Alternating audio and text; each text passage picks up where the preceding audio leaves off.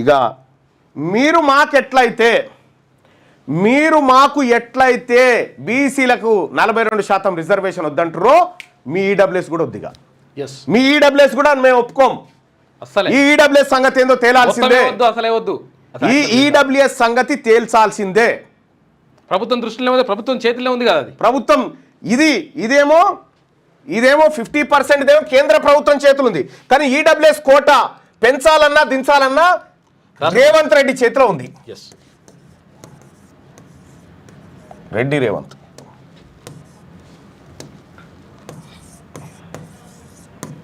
రేవంత్ రెడ్డి కాదు ఈయన పేరు, రెడ్డి రేవంత్. ఈయన చేతిలో ఉంది. ఈయన చేతిలో ఉన్నది నువ్వు మర్యాదగా తగ్గి నువ్వు ఈడబ్ల్యూఎస్ కోట నా జాతులకు నువ్వు ఎట్లయితే లేదన్నావో నీ జాతులకు కూడా ఉండకూడదు. ఎట్టి పరిస్థితిలో అన్యాయం ఎట్లుంటది? మేమేదో నిజాయితీగా అందులో ఉన్న పేదవాళ్ళ వాళ్ళకి ఇవ్వండి, అప్పర్ క్యాస్ట్ లో ఉన్న పేదవాళ్ళకి దక్కితే మాకు ఏమి ఇబ్బంది లేదు. కానీ అన్యాయంగా 8.8% ఉన్నటువంటి ఓసీలకు 10% రిజర్వేషన్ దొంగతనంగా కట్టబెడుతున్నారని 3 లెటర్లు ఇచ్చిన ముఖ్యమంత్రికి. 3 లెటర్లు ఇస్తే దాన్ని బుట్టలో బారేసిండు. రెడ్లకు 10% ఇంప్లిమెంట్ చేస్తా ఉన్నాడు. ఇవాళ తెలంగాణ రాష్ట్రంలో ఉన్న బీసీ ఎమ్మెల్యేలారా, బీసీ నాయకులారా, అధికార పార్టీలో ఉన్న బీసీ ఎమ్మెల్యేలారా, చెప్పురు దీనికి సమాధానం. మీరు ఇటువైపు ఉంటారా? రెడ్లకు రిజర్వేషన్ వైపు ఉంటారా? బీసీలకు రిజర్వేషన్ వైపు ఉంటారా? మాట్లాడండి మీరు.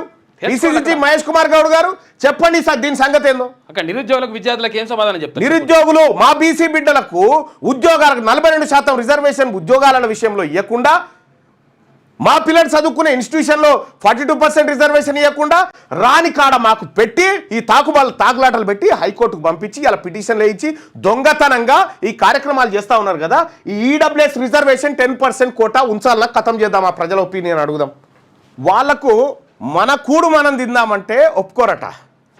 మరి నీ ఈడబ్ల్యూఎస్ కోటాను రద్దు చేయన్నా వద్దా? బీసీలకు రిజర్వేషన్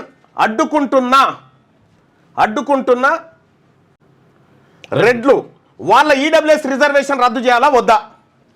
ఈడబ్ల్యూఎస్ రిజర్వేషన్ రద్దు కోసం ఉద్యమ కార్యాచరణ తీసుకుంటా ఉన్నాం.